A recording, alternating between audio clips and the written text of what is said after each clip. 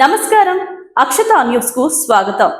అర్హత ఉన్న అందరికీ కొత్త రేషన్ కార్డులు జారీ చేస్తామని మంత్రి ఉత్తమ్ కుమార్ రెడ్డి వెల్లడించారు.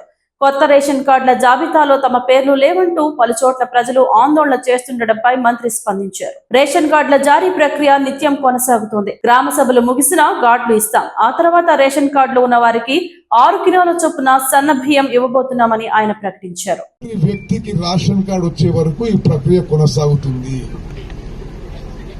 నేను రాష్ట్ర సివిల్ సప్లైస్ మినిస్టర్ గా ఉమ్మడి కరీంనగర్ జిల్లా మంత్రిగా కూడా మీకు నేను స్పష్టమైన హామీ ఇస్తున్నా. ఈ రేషన్ కార్డుల ప్రక్రియ పూర్తయిన తర్వాత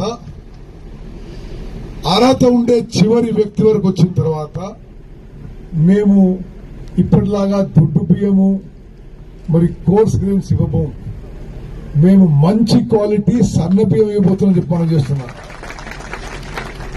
అక్కలు చెల్లెళ్ళు మీరు గుర్తుపెట్టుకోండి, ఇది మన కాంగ్రెస్ ప్రభుత్వం.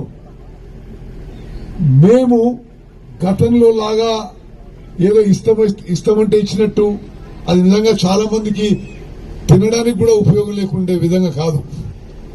ఈ రేషన్ కార్డు ప్రక్రియ పూర్తయినాక మేము ప్రతి వ్యక్తికి అర్హత ఉన్న ప్రతి వ్యక్తికి 6 కిలోల మంచి క్వాలిటీ సన్న బియ్యం ఇవ్వబోతుందని చెప్పి నేను మనం చేస్తున్నాను.